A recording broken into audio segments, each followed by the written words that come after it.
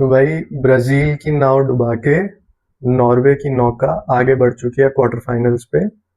And इस match को अगर मैं सम अप करना चाहूँ तो Brazil only have themselves to blame for this. I think starting with the manager Ancelotti ने सही चेंजेस किए थे, playing Martinelli and Cunha as interchanging number nines. Cunha बार बार ड्रॉप डाउन कर रहा था, कैसेमीरो और ब्रूनो का डबल पिवट काइंड ऑफ, जो कि जिस ball winning and defensive duties देख रहे थे, एंड जो टॉप फोर थे आगे के, they were responsible for creating all the chances.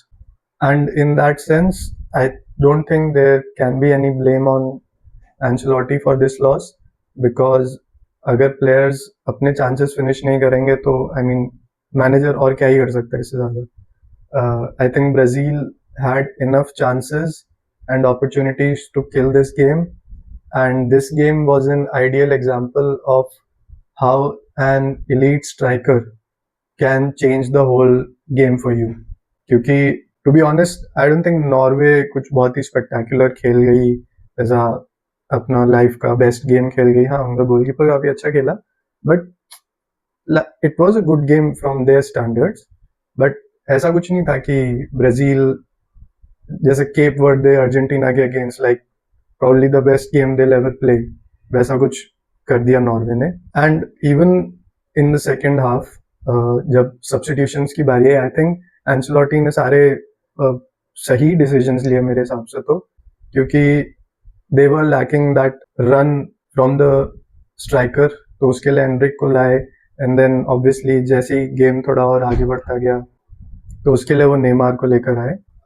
Now single player के बारे में बात करने का तो कोई खास अब पॉइंट है नहीं, but I still think Vini Junior काफी अच्छा खेला। आई थिंक चांसेस क्रिएट किए, he was a threat as well, constantly on that left hand side. And Rayan को जो आज स्टार्ट कराया था, I think he was also a very bright attacking player for them. I mean obviously in hindsight it's easy to say कि भाई Anrich अपना 1-on-1 miss नहीं करता तो मे बी गेम कुछ और हो सकती थी, बट आई थिंक उससे पहले हमें उस पर जाना होगा कि पेनल्टी जो मिस हुई है ब्राजील से, आई वॉज बैफल्ड कि विनी जूनियर वो पेनल्टी नहीं ले रहा था।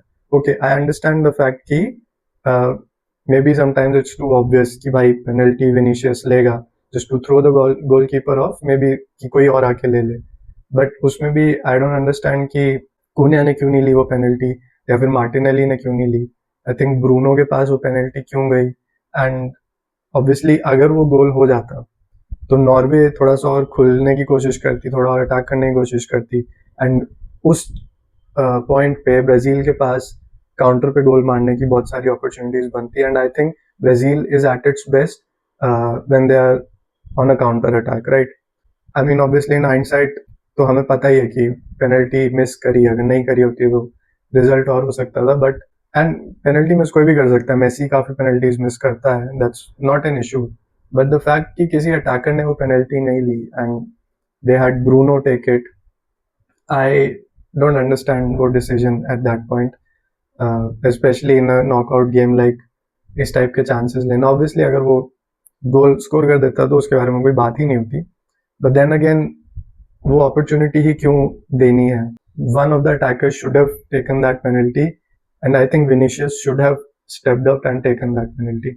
आई don't understand, may be confidence issue था या कुछ और था, कुछ टैक्टिकल डिसीजन था, पहले से डिस्कस हुआ था कि पेनल्टी मिलेगी तो कौन लेगा कौन नहीं लेगा, but I still think that's when the game just slipped out of Brazil's hand. I know बहुत अर्ली था, 10th मिनट पे ही था, बट द फैक्ट कि उतनी जल्दी आप एक गोल स्कोर कर लेते तो आई थिंक ब्राजील पूरा टेम्पो कंट्रोल करती इस गेम का, एंड इवेंचुअली वो जीत भी जाते हैं। And to be honest on any other day I think Brazil could have gone through as well, क्योंकि they had still enough chances, it's just that they couldn't finish theirs, and Norway had an elite striker जिसने वो difference show किया। Now coming to the goals that Brazil conceded, तो पहले goal में तो I think it's pretty obvious, I think Gabriel is at fault, क्योंकि वो बस बॉल वॉच कर रहा था, लाइक क्रॉस आ रहा है एंड ही इज जस्ट, वो कोई मूवमेंट नहीं है बॉल की तरफ, he is just waiting for the ball to come to him, and knowing कि हालैंड जैसे एक स्ट्राइकर बॉक्स में है।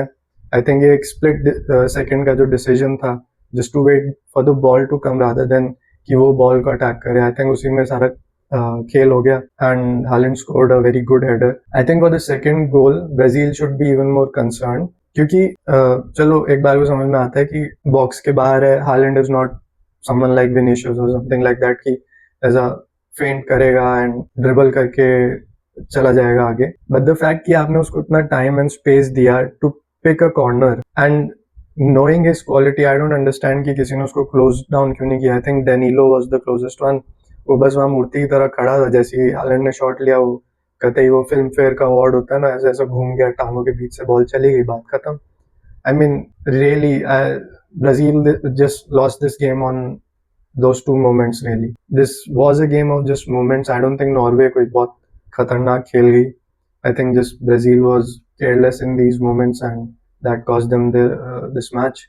And I think England, क्योंकि अब Norway versus England होगा in the quarterfinals. I think England would fancy their chances even more against Norway, क्योंकि I think Norway का कोई खास गेम प्लान चेंज नहीं होने वाला।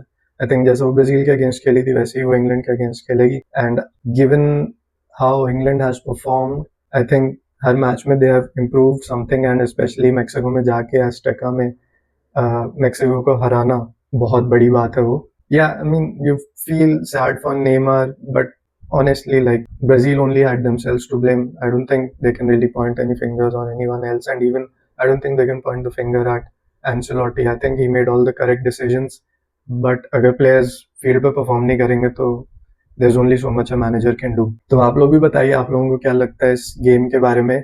Do you agree with the decision कि penalty ब्रूनो को लेनी चाहिए थी या नहीं? Obviously अब discussion होगा, especially in Brazil, but there's still a lot of World Cup left, and I'll see you on the next one. Peace.